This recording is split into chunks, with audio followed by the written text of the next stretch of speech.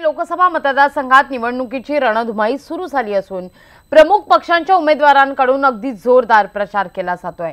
मात्र या रणधुमाळीत काही अपक्ष उमेदवारांचा प्रचार लक्ष वेधून घेतोय। आज आपण अशाच एका शिलेदाराचा हटके प्रचार पाहणार आहोत।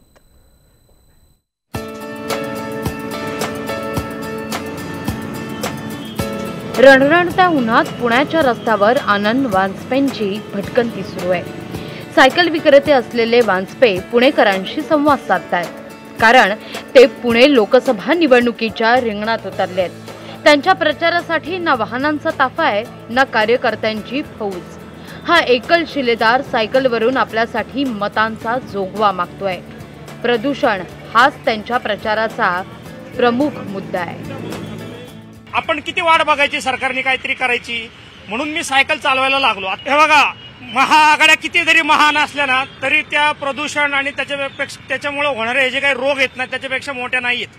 मी जितके लोकांपर्यंत पोहोचतोय, ही आघाड्यांवाली लोक सुद्धा माणसंच आहेत। आपल्या प्रचाराचे मुद्दे पटवून देताना आनंद वानस्पे जागतिक आरोग्य संस्थेच्या अहवालाचा हवाला देतात। पुण्यातील प्रदूषणाची पातळी वाढली असून त्याविषयी एकही उमेदवार गंभीर नसल्याचं वानस्पे यांचं म्हणणं आहे। कृपा करून माझी तुमची काही वैर आहे, दुश्मनी आहे असं तुम्ही माझ्याकडे बघू नका। मी ह्या भीषण समस्येचा सामना करतोय, या भीषण समस्येशी लढतोय। मी लोकांना वैयक्तिक सामोरं जाऊन, प्रत्येकाला भेटून, प्रत्येकाच्या पर्यंत पोहोचून, चौकामध्ये लोकांना थांबून 30 सेकंदांची मागणी करतोय। ती 30 सेकंद मला द्या। मी या प्रदूषणाबद्दल तुम्हाला जनजागृती करू इच्छितो आणि लोक अतिशय मला सकारात्मक प्रतिक्रिया देत आहेत। पुण्यातील वाढत्या प्रदूषणाचा मुद्दा पटवून देण्याकरता आनंद वानस्पे यांनी सायकलवरून प्रचार करण्याचं तंत्र अवलंबलंय।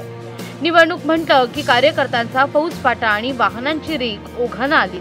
मात्र आनंद वानस्पेंचा प्रचार यापासून कोसो दूर असल्यामुळे तो लक्षवेधी ठरतोय। व्हिडिओ जर्नलिस्ट निखिल करंदीकर सह वैभव सोनवणे, न्यूज 18 लोकमत, पुणे। यानंतर बातमी मात्र आपल्या जिव्हाळ्याची आहे, कारण त्याच्या उच्चारानंच सर्वत्र अशी शांतता निर्माण होते। कारण यंदा देशात सरासरीच्या 96% पाऊस होणार आहे। भारतीय हवामान खात्यानं यंदाच्या मान्सूनचा अंदाज व्यक्त केला असून विशेष म्हणजे यंदाच्या मान्सूनवर अल निनोचा कोणताही प्रभाव होणार नसल्याचं हवामान खात्यानं स्पष्ट केलंय। एक खास रिपोर्ट पाहूया।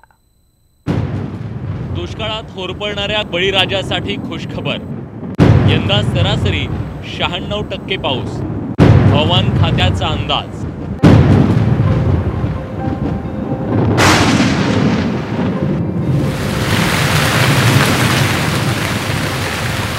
सूर्य आकाशातून आग ओकत असताना आठवड्याचा पहिला दिवस शेतकरी आणि सर्वसामान्यांसाठी एक आल्हाददायक बातमी घेऊन आलाय।